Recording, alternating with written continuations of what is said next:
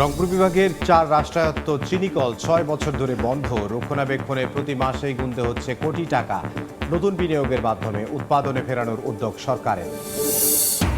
প্রচণ্ড গরমে ঘন ঘন লোডশেডিংয়ে অতিষ্ঠ নগর গ্রামের মানুষ। 8 থেকে 10 ঘন্টার বেশি মিলছে না বিদ্যুৎ। জীবনযাত্রার পাশাপাশি ব্যাহত হচ্ছে বাণিজ্য উৎপাদন। 2 বছরেই ভেঙে পড়েছে 14 কোটি টাকার বাঁধ। মাটির পরিবর্তে বেশিরভাগ স্থানে বালু ব্যবহারের অভিযোগ। গাইবান্ধায় ব্রহ্মপুত্রের 14 কিলোমিটারে শতাধিক স্থানে ধস। 23 মাস অনুপস্থিত থাকলেও শপথে বহাল। রংপুরের সাহেবগঞ্জ স্কুল অ্যান্ড কলেজের অধ্যক্ষের অনিয়ম। আটকে আছে 200 শিক্ষার্থীর উপবৃত্তি। অভিযোগ দিয়েও মিলছে না সমাধান। এবং 7 বছর তালাবন্দি 21 কোটি টাকার চিকিৎসা সরঞ্জাম বকেয়া পরিশোধ না করায় চালু করেনি ঠিকাদার। কুড়িগ্রাম জেনারেল হাসপাতালে রোগী ভোগান্তি।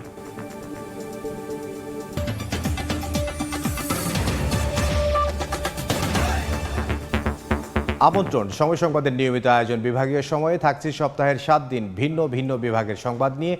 আজ থাকছে রংপুর বিভাগ, সঙ্গে আছে আমি ইমদাদুল হক। রংপুর বিভাগের 4টি রাষ্ট্রায়ত্ত চিনিকল বন্ধ 6 বছর ধরে, অথচ রক্ষণাবেক্ষণে প্রতি মাসেই গুনতে হচ্ছে কোটি টাকা। তবে নতুন বিনিয়োগের মাধ্যমে 2026 সালের মধ্যেই উৎপাদনে ফেরানোর উদ্যোগ নিয়েছে সরকার।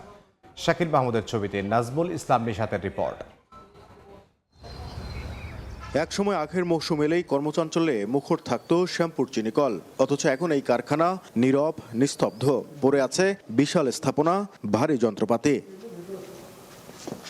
রংপুর বিভাগের শ্যামপুর, রংপুর, সেতাবগঞ্জ ও পঞ্চগড় এই 4 চিনিকলের মারাই কার্যক্রম বন্ধ রয়েছে 2020 সাল থেকে। বন্ধ হয়ে যাওয়া এসব চিনিকলের শত শত একর জমি, অবকাঠামো এবং যন্ত্রপাতি রক্ষণাবেক্ষণে প্রতি বছর সরকারের ব্যয় হচ্ছে কোটি কোটি টাকা। একই সাথে বাড়ছে ঋণের বোঝাও। কিন্তু প্রশ্ন হলো, বন্ধ হওয়া এসব চিনিকলের পিছনে সরকারের ব্যয় করে লাভই বা কি হচ্ছে?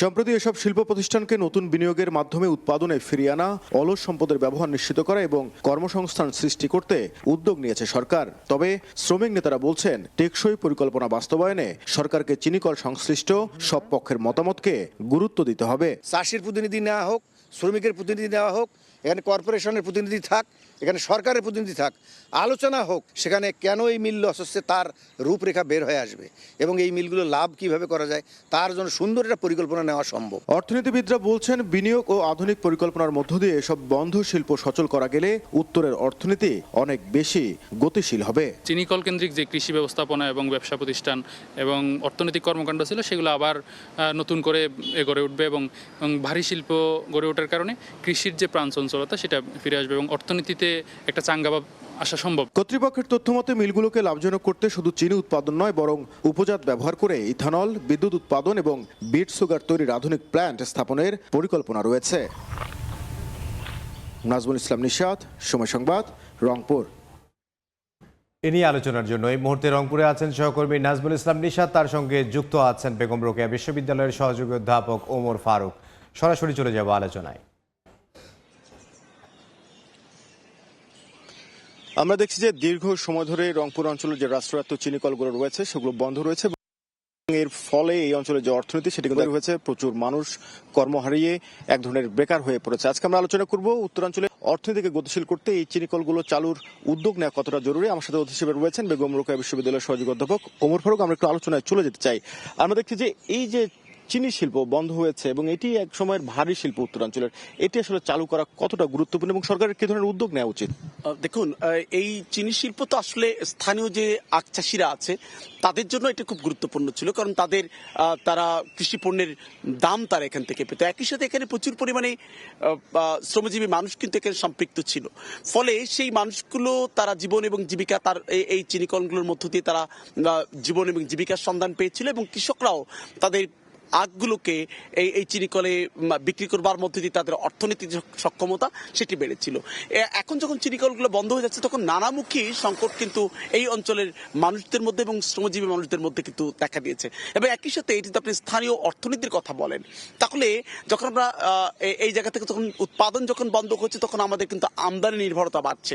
এই আমদানি নির্ভরতা যখন বেড়ে যায় তখন কিন্তু আমাদের যে স্থানীয় যে অর্থনীতি এবং জাতীয় অর্থনীতি সেটি কিন্তু সংকুচিত হয়ে আসে। ফলে আমাদের খুব করে প্রত্যাশা যে যে যে চিনি কলগুলো বন্ধ হয়েছে, যেগুলো এখন চালু করা সম্ভব, সেগুলোকে আধুনিক পদ্ধতিতে স্বয়ংক্রিয়ভাবে স্বয়ংক্রিয় যন্ত্র স্থাপন করবার মধ্য দিয়ে সেই চিনিকলগুলোকে নতুন করে তার যাত্রা শুরু করুক, এবং এই যাত্রা শুরু করবার মধ্য দিয়ে এই চিনিকলগুলো যেন রাষ্ট্রায়ত্ত একটি লাভজনক শিল্প কারখানায় পরিণত হয়ে উঠতে পারে। আমরা সম্প্রতি দেখেছি যে বন্ধ যে ভারী শিল্পগুলো সরকার বেসরকারি বিনিয়োগের মাধ্যমে চালু করার এক ধরনের উদ্যোগ নিয়েছে, সেই উদ্যোগটিকে আপনি কিভাবে দেখছেন এবং কোন কোন বিষয়গুলোকে মাথায় রাখা উচিত সেটি বাস্তবায়নের ক্ষেত্রে? দেখুন, যখন বেসরকারি উদ্যোগ বা প্রাইভেট এবং পাবলিক পার্টনারশিপে যে উদ্যোগগুলো হয়, সেই উদ্যোগগুলো লাভজনক হওয়ার সম্ভাবনাটা বেড়ে যায়। কিন্তু কিছু জিনিস রাষ্ট্রায়ত্ত হওয়াটাও যেমন জরুরি, রাষ্ট্রায়ত্ত হলে সেগুলো রাষ্ট্রের প্রতি, সমাজের প্রতি তাদের দায়বদ্ধতা সেই শিল্প কারখানাগুলো আরও বেশি থাকে। কিন্তু আমাদের দেশের অভিজ্ঞতাটা বলছে যে রাষ্ট্রায়ত্ত প্রতিষ্ঠানগুলো সাধারণত ক্রমাগত রুগ্ন হয়ে উঠছে। সেই রুগ্নতা যদি আমরা না চাই, আমরা যদি মনে করি শক্তিশালী একটি শিল্প কারখানা হিসেবে চিনিকলগুলোকে আমরা দেখতে চাই, তাহলে এই উদ্যোগগুলোকে গ্রহণ করা যেতে পারে। এবং একই সাথে যে সরকারি এবং বেসরকারি, পাবলিক এবং প্রাইভেট পার্টনারশিপে যে নতুন করে যে উদ্যোগ গ্রহণ করা হয়েছে, এই উদ্যোগগুলো যদি সফল হয় তাহলে অনেক মানুষের কর্মসংস্থানের সুযোগ তৈরি হবে, এবং সে কর্মসংস্থানের পাশাপাশি এই অঞ্চলের যে আখ চাষিরা আছে তারা কিন্তু তাদের আখের ন্যায্য মূল্যটা পাবে, এবং তার পাশাপাশি যে এই অঞ্চলের যে অর্থনীতি, সেই অর্থনীতিটিকে আরো বেশি সচল এবং সক্রিয় করে গড়ে তোলা। ছোট্ট করে জানতে চাই, এই শিল্পগুলো মূলত আমাদের রংপুর অঞ্চলের জন্য কতটা গুরুত্বপূর্ণ? দেখুন, যে কোনো শিল্প কারখানা কিন্তু জাতীয় এবং স্থানীয় অর্থনীতির জন্য অত্যন্ত গুরুত্বপূর্ণ। এই শিল্প কারখানায় যে ব্যাপক পরিমাণে স্থানীয় শ্রমজীবী মানুষরা কাজ করেন, তারা কিন্তু এই স্থানীয় অর্থনীতিকে এবং তাদের ব্যক্তি অর্থনীতিকে সমৃদ্ধ করেন। ফলে কোনো অবস্থাতেই তাদের অবদানকে অস্বীকার করবার সুযোগ নেই। আমি যদি একটু অন্যরকম করেও বলি যে এই শিল্প কারখানাগুলো যদি রুগ্ন অবস্থায়ও, লস দিয়েও যদি এই শিল্প কারখানাগুলো চলে, তবুও কিন্তু অনেকগুলো জীবন এবং জীবিকা এর সাথে জড়িত আছে, কৃষকের জীবনের সাথে জড়িত আছে। ফলে আমরা যদি এই আঙ্গিকেও চিন্তা করি, তবুও কোনো শিল্প কারখানা বন্ধ করাটা কোনো সমাধান হতে পারে না। তাদেরকে সচল করতে হবে, তাদেরকে লাভজনক করতে হবে, এবং তাদেরকে উৎপাদনমুখী করতে হবে, যেন এই শিল্প কারখানাগুলো স্থানীয় চাহিদা মিটিয়ে আমাদের জাতীয় যোগানে সম্পৃক্ত হতে পারে। বলছেন যে এই শিল্পগুলোকে আধুনিকরণের মধ্যে দিয়ে চালু করতে হবে যাতে একটি অলাভজনক প্রতিষ্ঠানে পরিণত না হয়। ধন্যবাদ আপনাকে আমাদের সাথে আলোচনায় যুক্ত হওয়ার জন্য। আমরা আলোচনা করছিলাম রংপুর অঞ্চলে যে বন্ধ চিনিকলগুলো রয়েছে সেগুলো চালু করবার ক্ষেত্রে কি ধরনের উদ্যোগ নেওয়া প্রয়োজন। আমার সাথে অতিথি হিসেবে ছিলেন বেগম রোকেয়া বিশ্ববিদ্যালয়ের সহযোগী অধ্যাপক ওমর ফারুক। রংপুর থেকে সহকর্মী নাজমুল ইসলাম নিশাত, তার সঙ্গে ছিলেন একজন অতিথি। প্রচণ্ড গরমে ঘন ঘন লোডশেডিংয়ে অতিষ্ঠ নগর গ্রামের মানুষ। রংপুরে 8 থেকে 10 ঘন্টার বেশি মিলছে না বিদ্যুৎ। এতে জীবনযাত্রার পাশাপাশি ব্যাহত হচ্ছে বাণিজ্য ও কারখানায় পণ্য উৎপাদন। বিদ্যুৎ বিভাগের দাবি, চাহিদার তুলনায় সরবরাহ কম থাকায় তৈরি হয়েছে এই সংকট। শাকিল মাহমুদের ছবিতে আব্দুর রশিদ জীবনের রিপোর্ট। গরমে হাঁসফাঁস, তার উপর অস্বাভাবিক লোডশেডিংয়ে পরিস্থিতি আরও দুর্বিষহ করে তুলেছে। দিনরাত মিলিয়ে ঘন্টার পর ঘন্টা বিদ্যুৎ না থাকায় ঘরে বাইরে সবখানেই বেড়েছে ভোগান্তি। কারেন্ট নাই, পাখা বাতাস, রান্নারও কষ্ট হয়। আমরা কারেন্টে রান্না করি। সকাল থেকে এই পর্যন্ত রান্না হয়নি, বাচ্চারা খাওয়া দাওয়া করতে পারতেছে না। ভোরবেলা যখন মানুষ ঘুমাবে ঠিক সেই সময় কারেন্ট নাই। বিদ্যুৎ বাতি না থাকার কারণে পানি নিয়ে কষ্ট, গরমের কষ্ট, তো অস্থির হয়ে আছি। বাসায় অসুস্থ বয়স্ক লোকদেরকে নিয়ে সমস্যা হচ্ছে, এটা আসলে তাড়াতাড়ি শুরু করা দরকার। এলাকাবাসীর অভিযোগ, নেসকোর আওতাধীন রংপুর মহানগর এলাকায় প্রতিদিন গড়ে 8 থেকে 10 ঘন্টাই থাকছে বিদ্যুৎ, যার নেতিবাচক প্রভাব পড়েছে ব্যবসা প্রতিষ্ঠান সহ বিদ্যুৎ নির্ভর ক্ষুদ্র ও মাঝারি শিল্পে। লোডশেডিংয়ে উৎপাদন কমেছে 50 থেকে 60%। জীবন অতিষ্ঠ হয়ে যাচ্ছে ভাই। সকালে নাই, ঘুমেও শান্তি নাই, কাজ করেও শান্তি নাই। আধা ঘন্টা আসে, 3 ঘন্টা নাই। এইভাবে তো একটা প্রতিষ্ঠান বা একটা কলকারখানা চলে না। 12 ঘন্টার মধ্যে 6 ঘন্টা কারেন্ট থাকে না।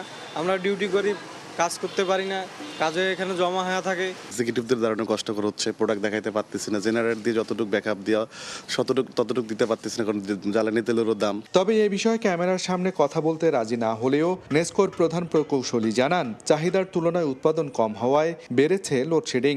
আমার কালকে 241 পাইছি,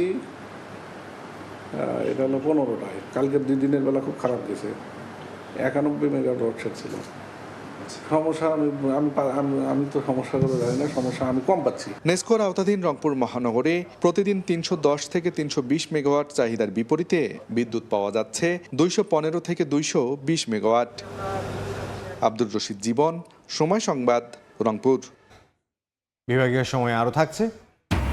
আবারও সীমান্তে ধরপাকড়, এবার কুড়িগ্রামের ভুরুঙ্গামারি শূন্যরেখার পাশ থেকে বাংলাদেশি যুবককে ধরে নিয়ে গেছে বিএসএফ, ফিরিয়ে আনার চেষ্টায় বিজিবি।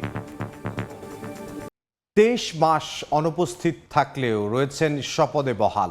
বিভিন্ন অনিয়মের অভিযোগ উঠেছে রংপুর সাহেবগঞ্জ স্কুল অ্যান্ড কলেজের অধ্যক্ষের বিরুদ্ধে। তার কারণে আটকে আছে 200 শিক্ষার্থীর উপবৃত্তি। শিক্ষকরা বলছেন অধিদপ্তরে অভিযোগ দিয়েও মিলছে না কোনো প্রতিকার।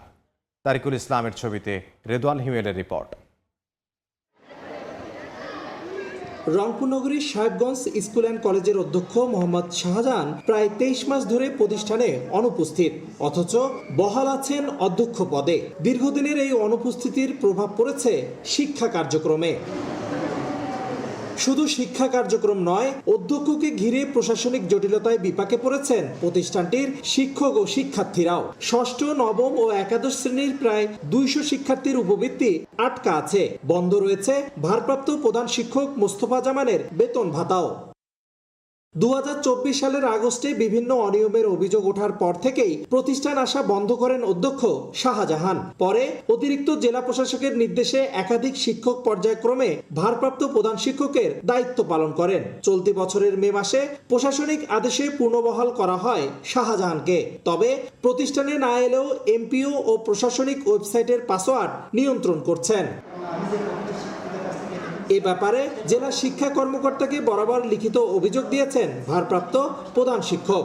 তবে সব অভিযোগ অস্বীকার করেন অধ্যক্ষ শাহজাহান। হাইকোর্টে মামলা চলতেছে, আপনার প্রায় 3.5 কোটি টাকার দুর্নীতি, সবকিছু এগুলো সব মিথ্যা?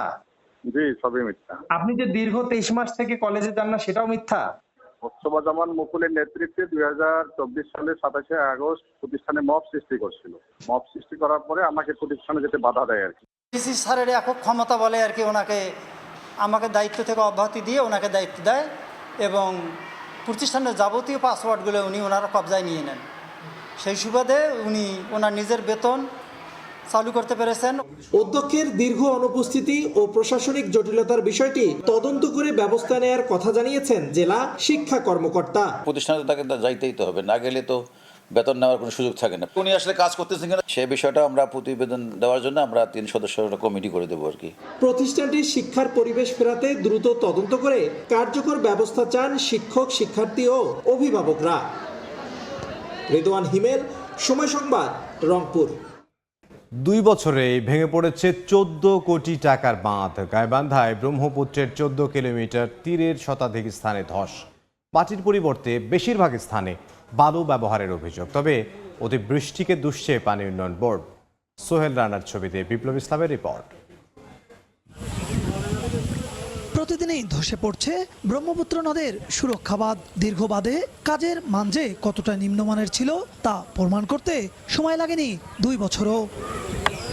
নদীর ভাঙনে ঘরবাড়ি, ফসলি জমি আর যোগাযোগের সড়ক রক্ষায় গাইবান্ধা সদর উপজেলার কামারজানি থেকে সুন্দরগঞ্জ উপজেলার হরিপুর পর্যন্ত প্রায় 14 কিলোমিটার নদী তীররক্ষা বাঁধ নির্মাণ করে পানি উন্নয়ন বোর্ড। কিন্তু নির্মাণ শেষ হওয়ার 2 বছর না ঘুরতেই সেই বাঁধের বিভিন্ন অংশে দেখা দিয়েছে ধস। কোথাও বড় বড় গর্ত, কোথাও মাটি দেবে সৃষ্টি হয়েছে গভীর খাদ। স্থানীয়দের অভিযোগ, বাঁধ নির্মাণে প্রয়োজনীয় মাটির পরিবর্তে বেশিরভাগ স্থানে বালু ব্যবহার করা হয়েছে। কামারজানি থেকে শুরু করিয়া বেলকা পর্যন্ত এখন সম্পূর্ণ রাস্তায় একদম ধসে গেছে। রাত্রে অন্ধকারে অনেক লোক, বয়স্ক লোক মনে করেন খালি খননে পড়ে যায়, গাড়ি ঘোড়া চলতে পারে না। নদীর থেকে ড্রেজার দিয়ে বালু তুলিয়ে কিছু মাটি দিয়ে সলপ দিয়ে চলে গেছে ওরা। বালু দিয়ে করার কারণে ভাঙতেছে, মাটি এখানে নাই, 1 ফিট মাটিও নেই, শুধু বালু খালি। তবে পানি উন্নয়ন বোর্ডের দাবি, অতি বৃষ্টির কারণে বাঁধের বিভিন্ন স্থানে মাটি সরে গেছে। ক্ষতিগ্রস্ত অংশগুলো ইতিমধ্যে চিহ্নিত করা হয়েছে। দ্রুত মেরামতের উদ্যোগ নেওয়া হচ্ছে। বর্ষার কারণে মাটির প্রাপ্যতা কম হওয়ায় সবগুলো জায়গায় যে গতিতে কাজ করার কথা সেই গতিতে কাজ করা যাচ্ছে না। তবে আমরা কাজ শুরু করেছি, পর্যায়ক্রমে সবগুলো রেইন কাটি মেরামত করা হবে। 2023-24 অর্থ বছরে নদী তীররক্ষা বাঁধটি 13 কোটি 99 লাখ টাকা ব্যয়ে নির্মাণ করা হয়। বিপ্লব ইসলাম, সময় সংবাদ, গাইবান্ধা। বিভাগীয় সময় আরও থাকছে। দিনাজপুরে জলাবদ্ধ 500 বিঘা জমি 8 বছর ধরে হচ্ছে না আমন আবাদ। বছরে ক্ষতি 2 কোটি টাকা। অপরিকল্পিত বসতবাড়ি নির্মাণে পানি নিষ্কাশনের নালা, কাঁচা সড়কে কাঁদা ও খানাখন্দ। উন্নয়নের ছোঁয়া পৌঁছায়নি দিনাজপুরের বিরামপুর উপজেলার সীমান্তবর্তী অনেক এলাকায়। এতে চরম ভোগান্তিতে এলাকাবাসী। তবে সড়কগুলোর তালিকা করে মন্ত্রণালয়ে পাঠানোর দাবি কর্তৃপক্ষের। শফিকুল ইসলাম শফিকের পাঠানো তথ্য, মোহাম্মদ আমির হামজার ছবি নিয়ে রিপোর্ট। এ যেন উন্নয়ন থেকে বিচ্ছিন্ন এক জনপদ। বছরের পর বছর পার হলেও রাস্তাগুলো পাকা করার উদ্যোগ নেওয়া হয়নি। বর্ষা এলেই হাঁটু সমান পানি, কাদা ও খানাখন্দে দুর্বিষহ হয়ে পড়ে জনজীবন। দিনাজপুরের বিরামপুর উপজেলার খিয়ার, মাহমুদপুর, ভাইগড় ও পাঠাচড়া সহ আশপাশের কয়েকটি গ্রামের প্রধান সড়কের চিত্র। জরুরি রোগী বা অন্তঃসত্ত্বা নারীকে হাসপাতালে নেওয়া কঠিন হয়ে পড়ে। কাঁচা রাস্তার কারণে শিক্ষার্থীদের নিয়মিত স্কুল কলেজের যাতায়াতে বিঘ্ন ঘটে। কৃষক ও ব্যবসায়ীরাও উৎপাদিত পণ্য সহজে বাজারে নিতে না পারায় বাড়তি পরিবহন খরচ গুনতে হচ্ছে। এতে চরম দুর্ভোগে সীমান্তবাসীরা। যাইতে পারি না, আসতে পারি না, একটা রুগী নিয়ে যাওয়ার সমস্যা, একটা বাচ্চা অসুস্থ হলে কুলি করে ঘাড়ে করে নিয়ে যেতে হবে। মোটরসাইকেল নিয়ে আসাটা খুব বিপজ্জনক। আমাদের দিকে কেউ তাকায় না। আমাদের গরিব অসহায় মানুষ হাট বাজার করে খেতে পারে না। এই কষ্ট যেন আমরা আর করতে চাই না। দুঃখের বিষয়, আজ পর্যন্ত কেউ ব্যবস্থা নিতে পারেননি। রাস্তাগুলোর টেন্ডার সম্পন্ন হলে দ্রুত কাজ শুরু করা হবে বলে জানান উপজেলা প্রকৌশলী। 15 থেকে 20 কিলোমিটার টেন্ডার হয়ে গেছে। এই রাস্তাগুলি ইদানিং শুরু হবে। কিছু কিছু রাস্তা মন্ত্রী মহোদয় উদ্বোধন করতেছে, সামনে আবার কিছু রাস্তা উদ্বোধন করবে। কিছু রাস্তা বৃহত্তর সমন্বিত দিনাজপুর প্রজেক্টে একনেকে পাস হয়ে গেছে। এই রাস্তাগুলোর সামনে হয়তোবা এস্টিমেট পাঠালে টেন্ডার হয়ে যাবে। বিরামপুরে 400 কিলোমিটার রাস্তার মধ্যে 150 কিলোমিটার রাস্তা পাকা করা হয়েছে। বাকি 250 কিলোমিটার রাস্তা কাঁচা। এর মধ্যে 20 কিলোমিটার রাস্তা টেন্ডার হয়েছে। সময় সংবাদ, হিলি। কুড়িগ্রাম জেনারেল হাসপাতালে 7 বছর তালাবন্দি 21 কোটি টাকার চিকিৎসা সরঞ্জাম বকেয়া পরিশোধ না করায় চালু করেনি ঠিকাদারি প্রতিষ্ঠান। এতে বেড়েছে রোগী ভোগান্তি। তবে যন্ত্রগুলো সচল করার অনুরোধ হাসপাতাল তত্ত্বাবধায়কের।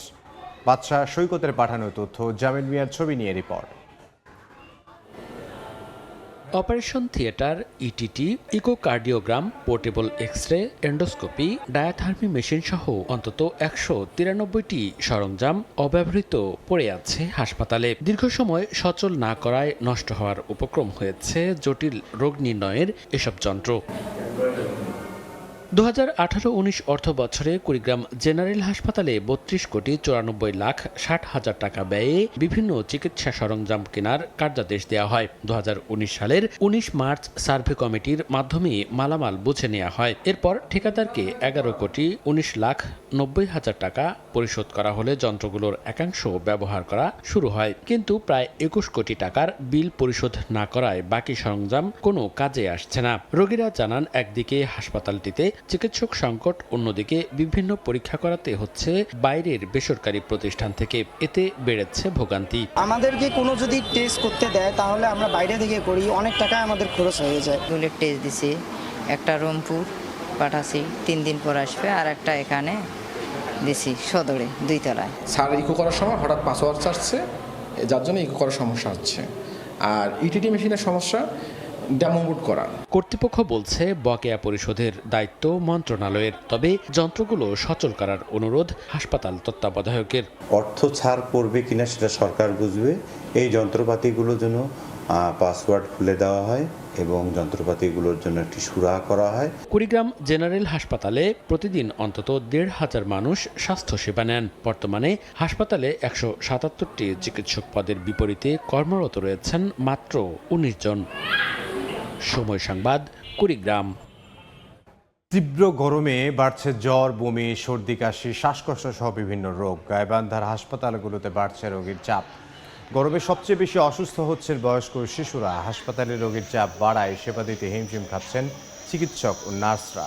স্বাভাবিক সময়ের চেয়ে কয়েক গুণ বেশি রোগী ভর্তি হওয়ায় দেখা দিয়েছে শয্যা সংকটও।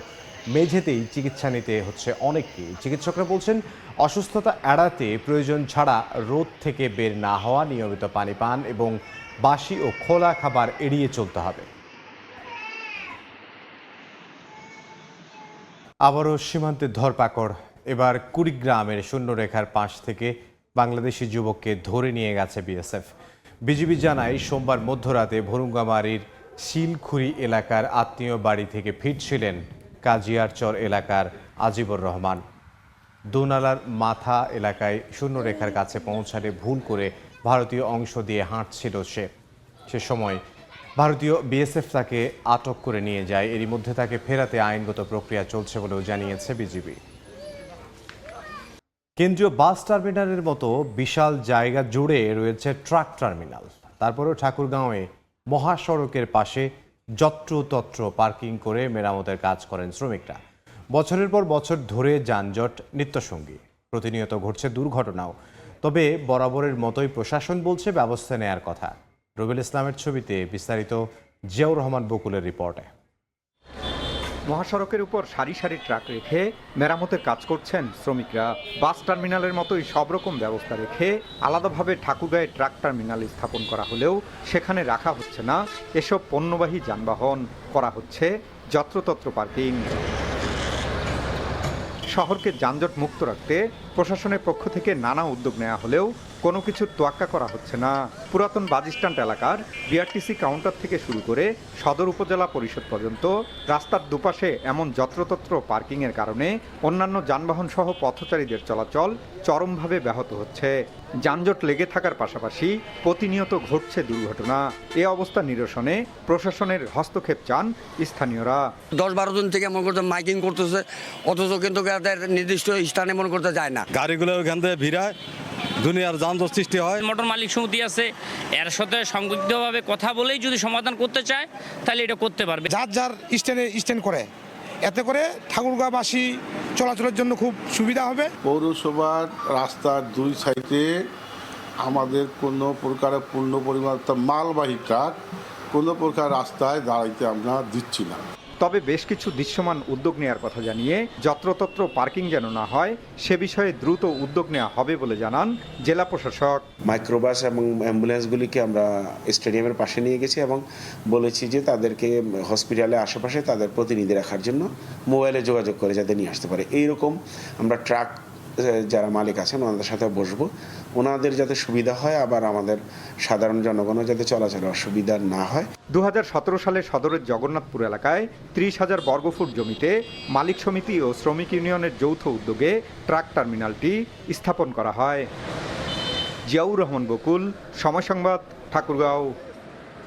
দিনাজপুরে জলাবদ্ধ 5 বিঘা জমি 8 বছর ধরে হচ্ছে না আমন আবাদ। বছরে ক্ষতির পরিমাণ 2 কোটি টাকা। এলাকাবাসী বলছেন অপরিকল্পিত বসতবাড়ি নির্মাণে পানি নিষ্কাশনের নালা ভরাট হওয়ায় এমন দুর্দশা। গোলাম নবী দুলালের পাঠানো তথ্য, মঞ্জিদ আলম শিমুলের ছবি নিয়ে রিপোর্ট। বিস্তীর্ণ এলাকা জুড়ে জলাবদ্ধতা, তার মধ্যে জন্ম নিয়েছে অনেক আগাছা ও কচুরিপানা। দিনাজপুরের সদর উপজেলার শেখপুরা ইউনিয়নের 5টি গ্রামের ধান চাষের প্রায় সব জমিতেই এখন জলজট। স্থানীয়রা বলছেন অপরিকল্পিত বসতবাড়ি নির্মাণের কারণে পানি নিষ্কাশনের নালাগুলো ভরাট হয়ে যাওয়ায় 500 বিঘার বেশি জমিতে প্রায় 8 বছর ধরে হচ্ছে না আমন আবাদ। শুধু আমন নয়, বড় মৌসুমে যেটুকু জমিতে ধান চাষ হয় সেই ফসল ঘরে তুলতেও বেশ বিপাকে পড়তে হয় পানির জন্য। এ বিষয়ে একাধিক দফতরে জানানো হলেও মেলেনি কোনো সমাধান। এগুলা দীর্ঘকাল থেকে মনে করেন যে আমরা দেখতেছি যে 2-4-5 বছর থেকে এগুলা পানির তলেই পড়ে আছে। এই পর্যন্ত জঙ্গল হয়ে আছে, সারা বাড়ি ভুঁই টুই গাড়া শেষ, আর হিটি এলাকা 1 কোমর পানি। এলাকাটার সমস্যা যে 1 ঘন্টা যদি বৃষ্টি হয় কেউ বাড়িতে থাকতে পারি না। পানি বের হওয়ার একটা রাস্তা করে দেখ, এখানটা আমরা যাতে শুকনো জায়গায় হাঁটতে পারি বাচ্চা নিয়ে। এটা আমরা যে কিভাবে আছি আর কিভাবে চলবো, এটার কোনো দেখার কোনো লোক আসে না। জলাবদ্ধতা দূর করতে সংশ্লিষ্ট দফতরকে অনুরোধ কৃষি বিভাগের। আর প্রকল্পের মাধ্যমে পানি নিষ্কাশনের ব্যবস্থা নেওয়ার আশ্বাস উপজেলা প্রশাসনের। উপজেলা প্রশাসন এবং উপজেলা প্রকৌশলী তারা এটি যদি দ্রুত পদক্ষেপ নেয় এবং এটি পানি নিষ্কাশনের ব্যবস্থা করে দেয়, তাহলে আমন মৌসুমের এখনও আমাদের সময় আছে, তাহলে আমরা আমনটাকে নির্বিঘ্ন করতে পারি। উপজেলা থেকে চেষ্টা করবো ওখানে প্রকল্প নিয়ে ওখানে একটু বড় পাকা ড্রেন করে দিতে, যেন ওই বিশাল অংশটুকু যেন জলবদ্ধতাটুকু কেটে যায়। কৃষি বিভাগের তথ্য মতে জলাবদ্ধতার কারণে ধান চাষ করতে না পারায় ওই এলাকায় প্রতি বছর ক্ষতি হচ্ছে 2 কোটি টাকার বেশি। সময় সংবাদ, দিনাজপুর। বিভাগীয় সময়ের শীর্ষ সংবাদগুলো জানিয়ে দিচ্ছে আরও একবার। রংপুর বিভাগের 4 রাষ্ট্রায়ত্ত চিনি কল 6 বছর ধরে বন্ধ। রক্ষণাবেক্ষণে প্রতি মাসেই গুনতে হচ্ছে কোটি টাকা। নতুন বিনিয়োগের মাধ্যমে উৎপাদনে ফেরানোর উদ্যোগ সরকারের। প্রচণ্ড গরমে ঘন ঘন লোডশেডিংয়ে অতিষ্ঠ নগর গ্রামের মানুষ। 8 থেকে 10 ঘন্টার বেশি মিলছে না বিদ্যুৎ। জীবন যাত্রার পাশাপাশি ব্যাহত বাণিজ্য উৎপাদন। এবং 2 বছরেই ভেঙে পড়েছে 14 কোটি টাকার বাঁধ। মাটির পরিবর্তে বেশিরভাগ স্থানে বালু ব্যবহারের অভিযোগ। গাইবান্ধায় ব্রহ্মপুত্রের 14 কিলোমিটারে শতাধিক স্থানে ধস।